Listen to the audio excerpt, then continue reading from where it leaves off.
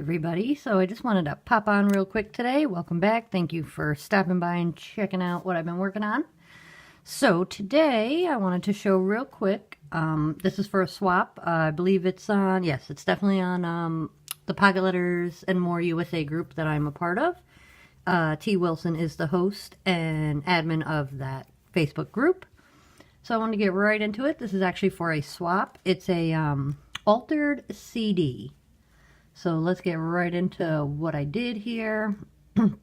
It's just an old CD that I covered with paper. I used the paper on the background and on the back, and I put my custom stamp on the back for my partner. It's the Prima Lavender set from Hobby Lobby, actually. I think is where I got that. And this is what I made. So I made it as a hanging, so it could be hung, it could be stood up, however you want to do it. I might even make a little paper stand.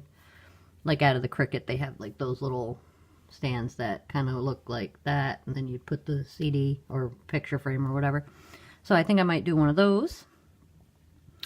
So I used that paper pack in the back, and then we actually had gotten, my mom I think had gotten them, two actually cut up, was oh, it's actually a placemat, but it was like a lacy placemat. Honestly, this thing was ugly as a placemat, but it had really good lace pieces and applique pieces in it, and this is actually like a sheer over top. I folded it over and glued it on the back. That's part of the reason why I covered it with paper, which you'd have to cover it with paper anyway. But it was actually kind of ugly, but it had really great like lace pieces, and actually this is a piece off of it too, which I just painted green with some watercolor paint, actually. Just some inexpensive watercolor paint. Tucked that in behind. Did what we call Tiffany roses. They're just flowers stacked. You crinkle them, you wet them first. You spray them with like a little spray bottle or whatever. Crumple them up. Unfold them a little bit. Staple them in the middle. Hit them with the heat gun so that, and as you're hitting it with the heat gun, I just kind of fluff up the layers. Give them individual layers. Which, that was just a white piece of paper, which I also used watercolor on, just to add a little color. Then I just hot glued a button in the middle. Used some of these mulberry flowers. I have some, what are these? They're the cherry blossoms, I think is what those are called. And just some of the regular roses. Then I had gotten some of these teeny tiny flowers in different colors just to add them in. And then I had bought these teeny tiny rosebuds, which I got all these off of Amazon. You get quite a few. I mean, they're a little pricey, but you get quite a few of them, and I really like the way they work. Then I just put this heart-shaped gear. I think it was a button from, you get like a whole box of these buttons with these gears. Where was it from? Walmart, I believe. And I just hot glued that on there. And then in gold paper, I just cut out this Dream Big. Hot glued that on there. Made a tool bow. Took another old button that we had. I'm still pulling glue strings. Holy moly. Put a piece of ribbon. Did that. I put the ribbon on before I put my paper on. And just some, what's that beading called? You know, just the pearl beads. Inexpensive pearl beads. Just to finish off the edge. But I wanted to keep it spring colored, springy, and you know, kind of shabby, because I know everybody likes that.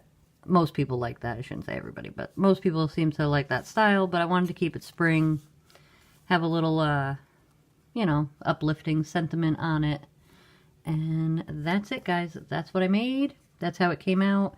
It's really easy to do the CD. All I did, like, to cover it with the paper, all I did was I just laid the CD flat on a piece of paper, trimmed it, and then just carefully fussy cut it. I didn't even want to get involved in trying to get the measurement right and get it to sit right, like by cutting it out of my Cricut. And I know my circle dies weren't big enough.